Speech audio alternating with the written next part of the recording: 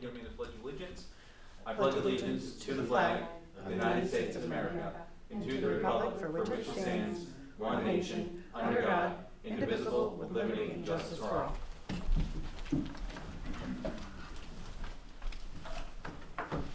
Call the meeting to order at 6 p.m. Can I get a roll call, please? Michael Cashman. Present. Thomas Wood. Here. Charles Costick. Here. Dana Isabella. Here. Daniel Bosley. Here. James Coffey. Here. And I, Katie Capucci, am present. Is there anyone seeking public comment this evening? Seeing no one that is seeking public comment, I just wanted to touch on two brief things. One is they are, in a positive way, still counting some of the opportunities for Michigan Invest. I spoke with You First Federal Credit Union and Danamora Federal Credit Union just this afternoon, and some of the vendors are making some donations back as well. So we're hoping that by next week we'll have a final count on a donation amount, which is pretty exciting. And I just wanted to touch on the trip to Cornwall. I did have the reciprocal visit at my own cost. As you know, I had gone out there, but it was a really fascinating opportunity to meet with the mayor and his team. He was very appreciative of the town offering greetings for him and his team to come out here. And I do believe that there's going to be some additional opportunities for us to collaborate, even more from similar to the way that we look at things from NIDOT, through professional perspectives and professional development stuff. It was kind of a neat opportunity. But one of the things that is definitely occurring is there is a deeper understanding on both sides about the connective tissue that just binds us together. And I'll just tell a quick story. I know that I told Chuck this. They had an individual who was a native of Cornwall that passed during September 11th. And they have a monument. And when I learned of it, I asked if we could visit the monument. And we went, we laid some flowers and had a brief moment of silence. But I think it's a powerful reminder that there are many, many things that kind of keep us connected. And while that phrase for September 11th, the mantra is never forget, is certainly about that horrible day. I think in this terms too, it's also a reminder for us to never forget the relationships that we have with one another too. And in fact, it was 25 Native Canadians that actually passed during September 11th. And I don't know if we necessarily think about that, during that day. But from Canadian airspace being opened up in Nova Scotia and things. So it's not about just the tariffs. It's about backyard relationships and stuff like that. And just thought that was an interesting perspective there I would provide you. Tonight is we do have two active resolutions for consideration this evening. The first one is Resolution 195, appointment of Jeremiah Cross as the assessor for the town of Plattsburgh. Whereas the town board of the town of Plattsburgh has previously reviewed and approved entering into an agreement with the Clinton County Real Property Tax Services Office to provide exemption and assessment services pursuant to Real Property Tax Law, Section 1537, effective October 1st of 2025. And whereas the town board has determined that it is necessary to appoint an assessor to perform assessment services for the town of Plattsburgh in accordance with the terms of the above-mentioned agreement, therefore be it resolved that the town board of the town of Plattsburgh does hereby appoint Jeremiah Cross as assessor for the town of Plattsburgh effective October 1st of 2025 through September 30th of 2031. It is further resolved that such appointment shall be made in accordance with Section 1537 of the Real Property Tax Law, and that the compensation and supervision of the appointed assessor shall be as provided for in the agreement between the town and county. Be it further resolved that the town supervisor is hereby authorized to execute any and all documents for the appointment of Mr. Cross. And it is further resolved that a copy of this resolution be given to the finance manager and the Clinton County Real Property Tax Services Office. Is there a motion? So moved. Isabella, is there a second? Second. Awesome. Any discussion? I will just provide again the context. This is directly connected to our agreement with Clinton County to take on those services. So this resolution and the materials was provided from Tammy, and this is similar to the ones that they have with the other communities. So just for context. With all those in favor, please say aye. Aye. Resolution carries. Resolution 196, amendment to the fee schedule for planning and community development codes and zoning department. Whereas the town board of the town of Plattsburgh has the authority to set the fee schedules for the planning board, zoning board of appeals, zoning ordinance, and subdivision regulations, as well as permits related to the administration and enforcement of the New York State Uniform Fire Prevention and Building Code. And whereas such fee schedules may from time to time be amended, and the respective departments have proposed appropriate amendments to the fee schedules that are necessary for their operations, and whereas after review and discussion of said proposed amendments to the fee schedules, does hereby receive and place on file the proposed changes. Now therefore be it resolved that the town board shall hold a public hearing in relation to the proposed changes to the fee schedules at the town hall at 151 Bankrupt Road, Plattsburgh, New York, 12901 on August 28th of 2025 at 6:05 p.m. Eastern Standard Time.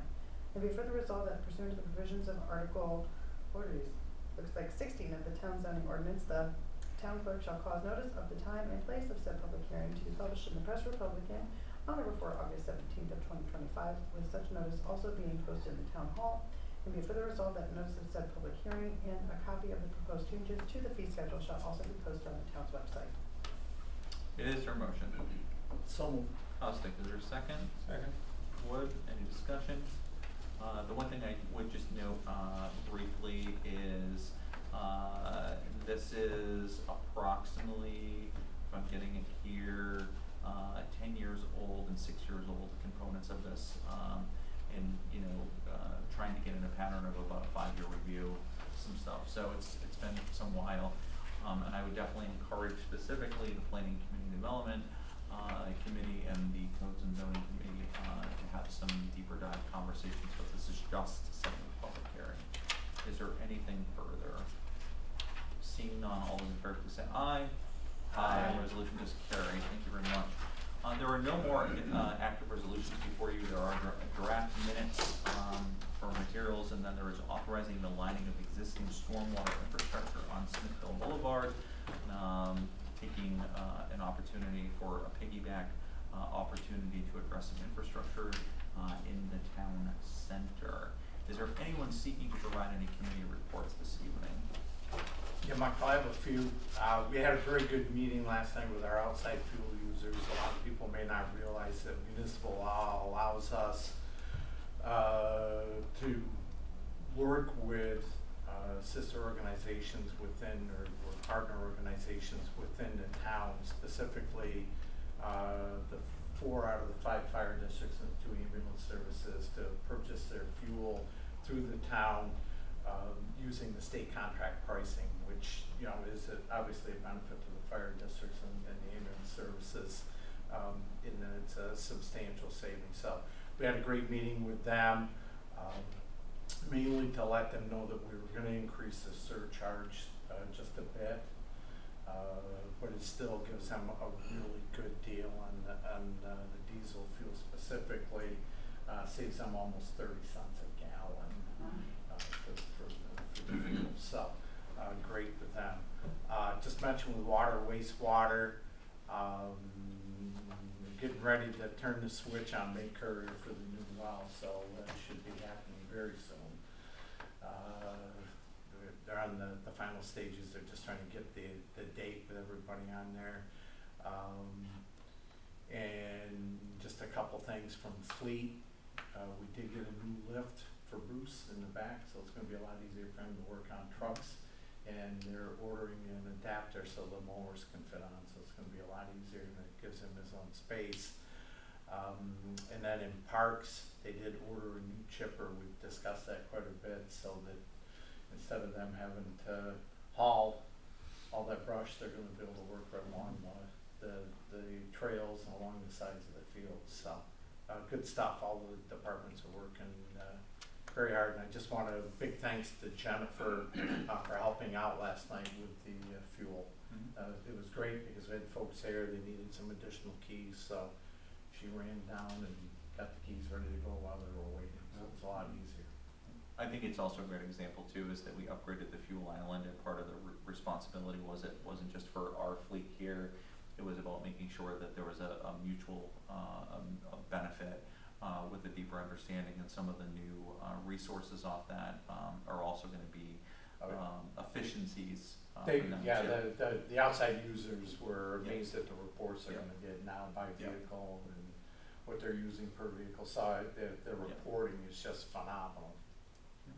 Are there any other committee reports? The only thing I want to mention is, because this happened after our meeting last week, because I want to thank our local veterans associations for really putting on a beautiful Purple Heart ceremony last Thursday at the Battlefield Memorial Gateway. I think, you know, each of us took something from that, and Michael, you did a wonderful job as the speaker and host.